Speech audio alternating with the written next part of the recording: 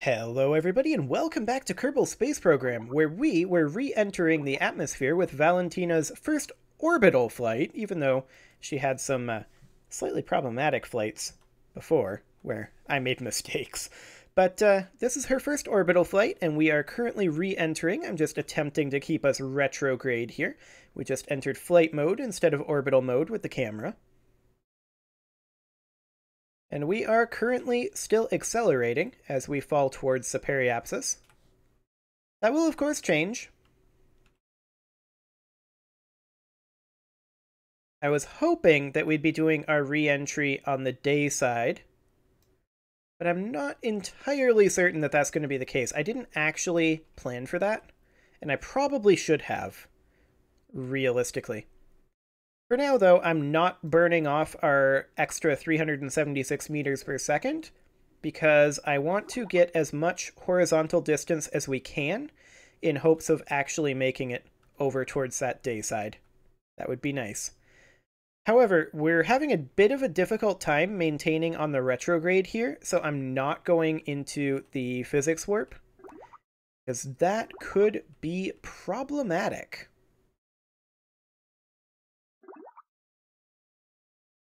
Now we're going to need at least one more orbital flight to collect science. This materials study, I believe this was... Let's see, let's review stored data. That's the EVA report, crew report, upper atmosphere. Okay. So that's fine. Oops, I did not mean to do that. I want to keep that experiment. I want to keep all of these. So with that being from the upper atmosphere, we're probably going to need to do one more launch into the upper atmosphere and then 2 launches to get space for the materials study. And then after that, we'll be able to move on. So we're looking at 3 more launches beyond this. That said, one of those could potentially be going somewhere else as long as we have a scientist aboard.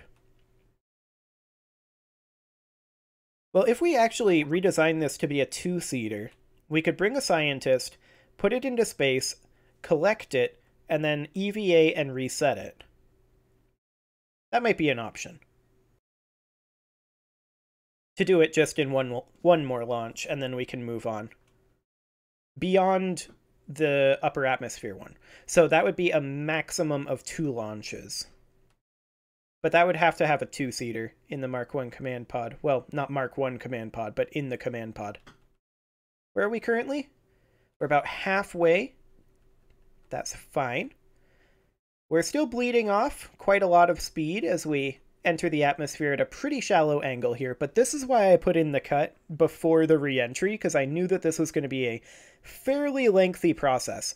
That said, once we get to the point where we're actually slowing down, it's going to move pretty quickly, because at that point I'm going to be burning this. I just don't want to burn off horizontal speed just now, because I would rather land dayside. Especially considering the KSC is dayside. The closer we get to the KSC, the more money we recover. So that would probably be a good thing as well. But yeah, I think that we can get both of the materials studies that we need in a single launch, but we are going to need one more upper atmosphere materials study. So that is going to need to be a thing. So the redesign would happen after the next flight, and we would probably call that the 2X. Since it's, you know, a 2-seater. For that, we would definitely have to change the command module. But that's okay.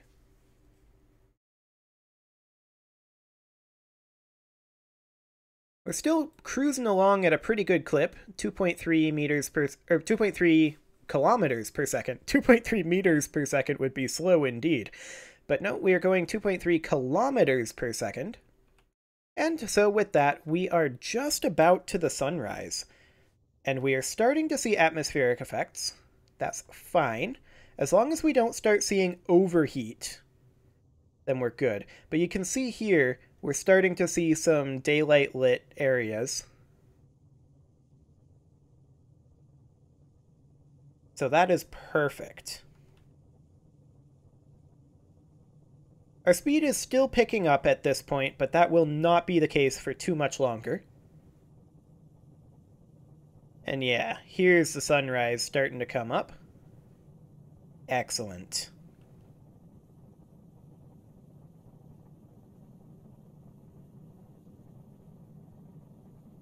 Wonder where we're going to end up landing. We might be able to get some samples. Have we unlocked the ability to grab surface samples yet? We should check that. I think that's a relatively expensive upgrade though, so we'll have to see.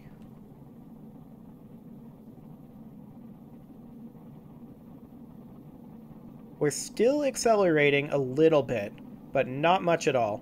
Atmospheric drag is almost slowing us down. Well, it is slowing us down. It's bleeding off a lot of energy, but now we're actually decelerating. That's good. That's very good.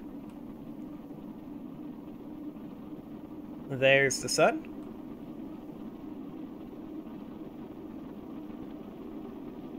Excellent. Are we going for a land landing? It kind of doesn't matter. We can do either with this module. So that would be fine. Where are we currently targeting? Over here, but it's going to be more like here if we just let it passively go. Of course, maybe we could try to recover all of this. I have no idea just how heavy all this is, but we could try to recover the entire core stage here, in theory. Just trying to maintain retrograde, because this will be problematic if we do not. Our altitude is definitely dropping. And we should honestly be on radar altitude rather than sea level altitude.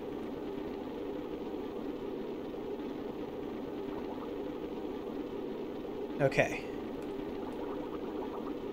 We are moving right now. Wait, we were just over an ice shelf? I'm a little confused by that.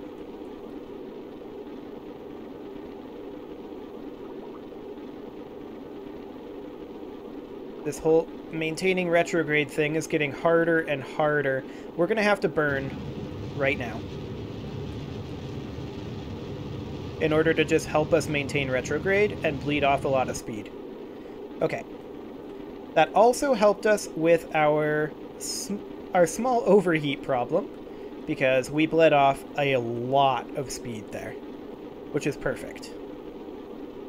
So we're going to be setting down in this area. I'm starting to lose the fight with maintaining our attitude. Well, I'm still actually able to keep it here. I was able to recover that. There we go. I'm still 26 kilometers up, which is nice. Oh, now I'm losing the fight. This is no longer possible to control. Okay.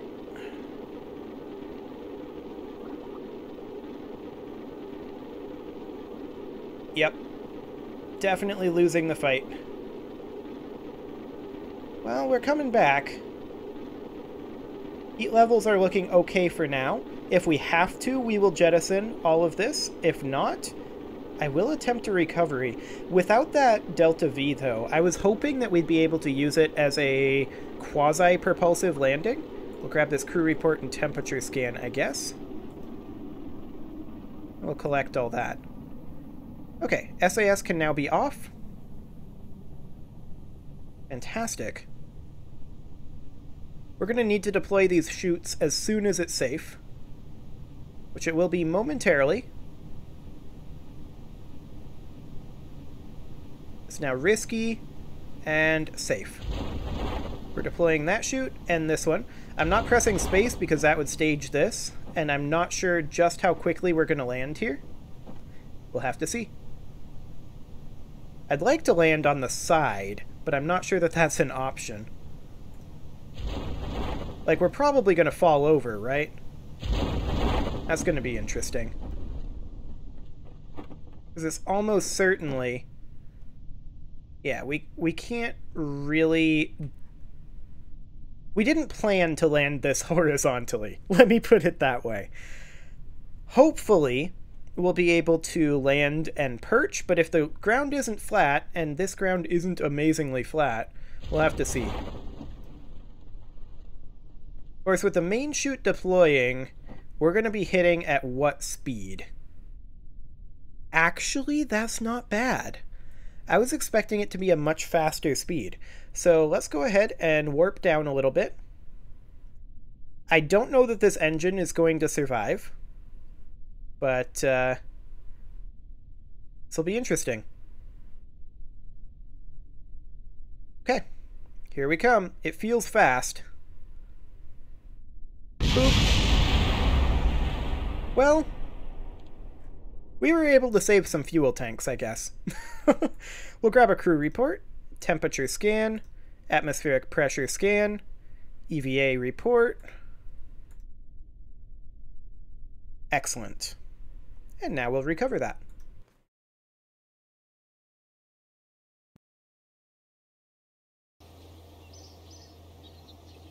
So how much science did we get from that? It should be a pretty sizable amount. Oh yeah, that is nice. And we were able to recover a little bit more because we were able to recover these fuel tanks. Valentina gained an XP. That's perfect. So next, I think we need advanced rocketry. Let's see. Fuel systems is what gives us external fuel ducts. Technically, we can afford both. And so we shall. Heavy rocketry would give us access to skippers. I'm not too interested in that just yet. What I am interested in doing is designing a new class of orbital rocket. And this is going to be the Grasshopper 2X. And we're going to basically throw the whole thing away. We're going to be using the Onion re-entry module. Let's see, that only has a crew capacity of 1. I may have not thought this through.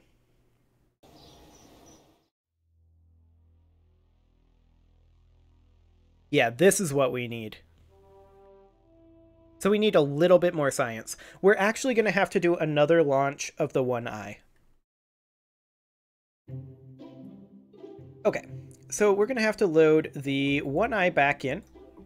We'll have to do one more launch here.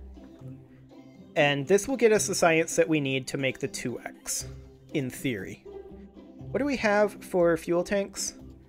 Yeah, we have access to the T-800s. That'll be fine. I just left instead of launched.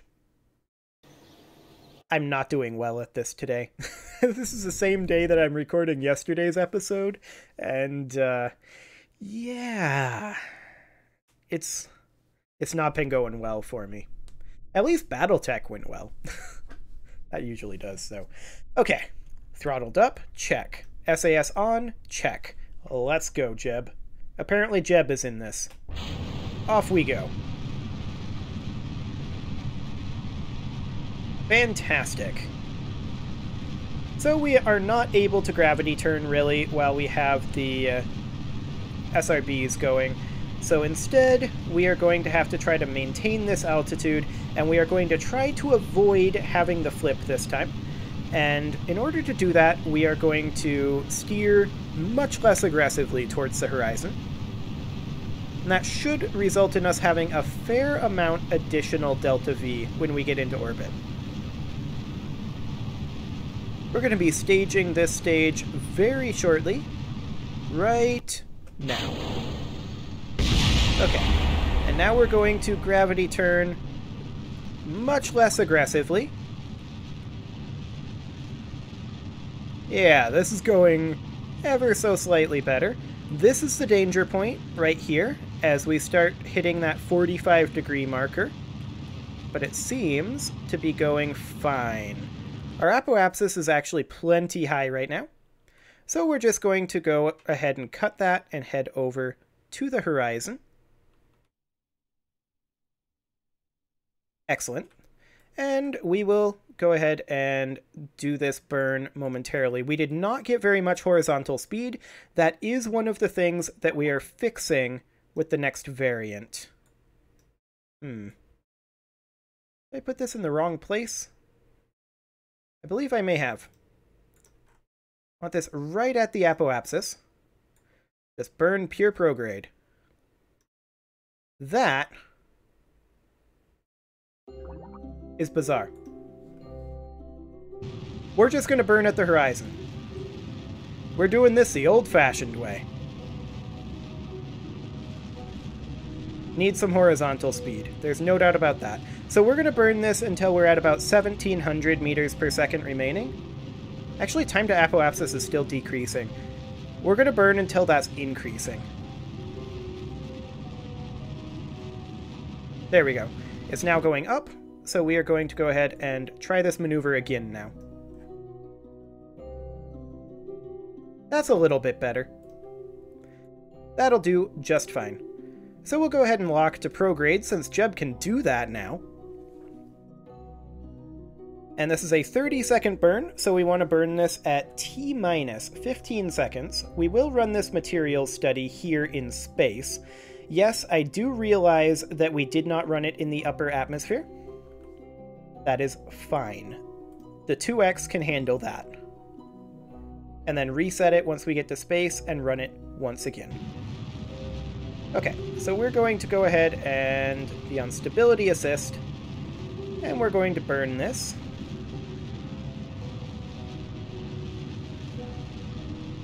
Excellent. We're basically right at prograde right now.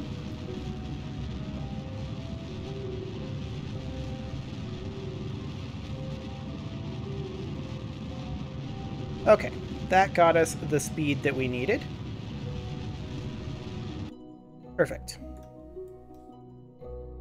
So we are now in orbit, and there's not a lot that we actually want to do in orbit, so I'm just going to hop over to the periapsis, actually a little bit after the periapsis, like around here, so that we have a little bit faster of a re-entry. We're going to go for about 15 kilometers this time. There we go, and I'm just going to warp to next maneuver because there's nothing really else to do here. We're going to want to lock to retrograde when we get there. This is only going to be a 1-second burn. So we are just going to go ahead and warp forward a little bit to about T-minus 10 seconds, like so. And we are going to begin our braking burn now.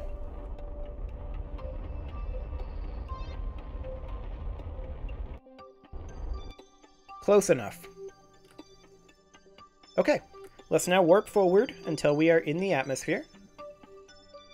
And Jeb is told to lock to prograde, so he will do that.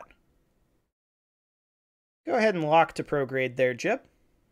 Technically we have a little less delta V than we had last time, but I think that's because of the steeper apoapsis approach. Like, we went to 100 kilometers, so that is an issue that will be ironed out with the 2X. There's no doubt about that. I'm going to go ahead and physics warp forward since Jeb is able to lock to retrograde now. Yeah, I'm fine with this. Don't stop this time warp, please. We're going to physics warp forward until we start seeing atmospheric effects, which is usually at around 50 kilometers of altitude. And we'll grab this material study in the upper atmosphere next time and reset it on the next launch, which will, of course, be the first launch of the 2X. Atmospheric effects should be starting up quite shortly.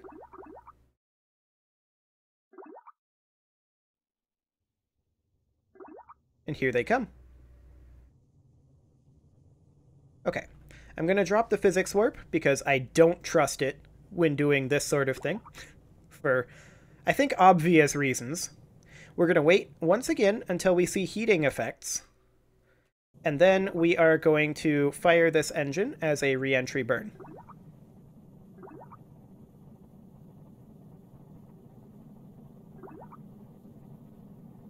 Of course, the question is, when are we going to start construction of our solar gateway? The answer is when we have the science. First we have to get to the moon and to Minmus and requisition the science involved there, and then we can probably start working on that.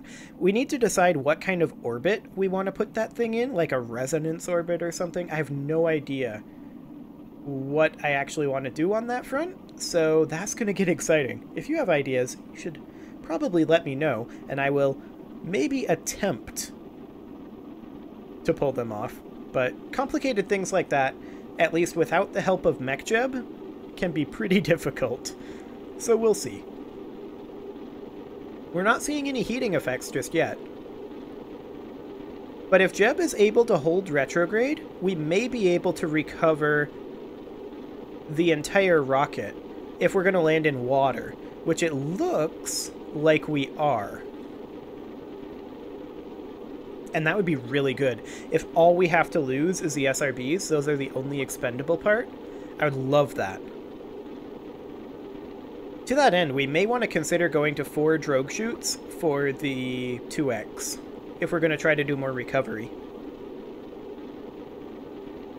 Or if they have aerodynamic fins, we could go with those too. Those would actually be better for this sort of re-entry. Like, be very SpaceX style that way. Aerodynamic grid fins to re-enter, and then just a propulsive landing at the end.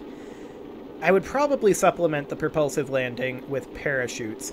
We are getting heating effects here. I'm holding off on the burn right now. Currently, our trajectory is putting us quite a ways over there. I'm a little concerned about putting down on this desert up over here. I would prefer not to do that. I'm hoping that we drop enough speed. Okay, here's an overheat starting to come up for the engine, but I think we're gonna be fine. Our speed is dropping pretty quickly, but not super quickly. Of course, as we approach lower in the atmosphere, that will change. If we have to burn heat to save the engine, we will. But I would prefer not to. I prefer not to burn right now. And I'd prefer not to land on this desert. Which we could prevent with a burn, but that would basically be guaranteeing this engine's destruction. That's our current trajectory. It's going to be in the desert.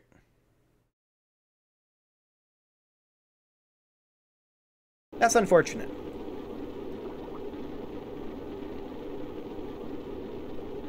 Well, we can still... Oh, hello. Jeb is losing control here. That's actually kind of a good thing, though. We're bleeding a ton of speed right now. Crew report. Temperature scan. Go ahead and gather that. Okay. As soon as we can, we want to deploy the drogue chutes. It's currently risky. Now it's safe.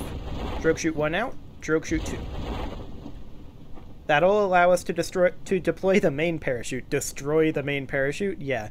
If we had deployed it then, it would have destroyed the main parachute, but here we go. Main chute. We don't have flying low over Kerbin's deserts. We probably want to grab that. So let's let our speed drop a little bit more. And I actually, to facilitate that, I want to increase the altitude that these actually deploy at. Something like... Actually, let's just do this. That'll get us down to what speed?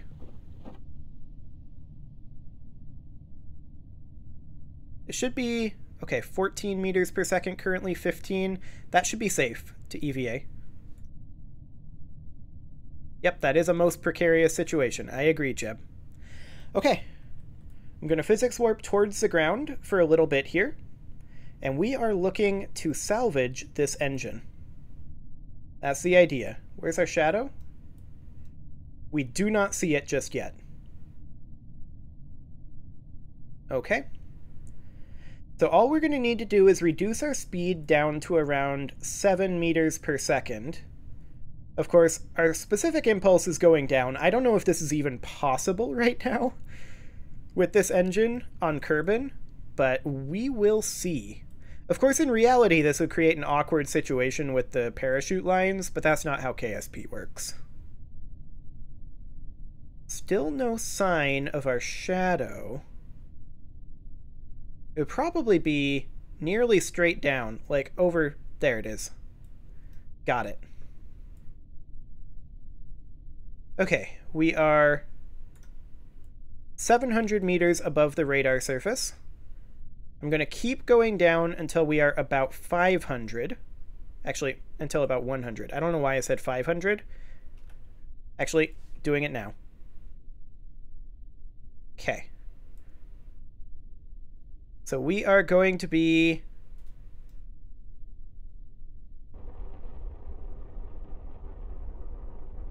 doing something like this with a propulsive landing. We're going to tip over. I just know it. Oh, the parachutes are still there. Oh. Okay. Nothing blew up. I can't believe that worked. That's ridiculous. Okay, we'll grab the crew report, temperature scan, atmospheric pressure scan, mystery goo observation, and we will EVA Jeb. Nope, we will not. We will roll so that the hatch is no longer straight down. We will EVA Jeb. There we go. And now we'll recover. That worked shockingly well. That might actually be a solid plan to recover this much. How much did that actually save us? Well, that's 52.9 science. That saved us quite a lot. Okay. Well, let's go ahead and grab flight control. And with that, I'm going to go ahead and put a cut in here. And next episode, we are going to redesign the 2X and get our last little bits of orbital science. You can leave your offerings to the engagement gods in the form of likes, comments, subscribes, and bell ringings, and I will see you all next time.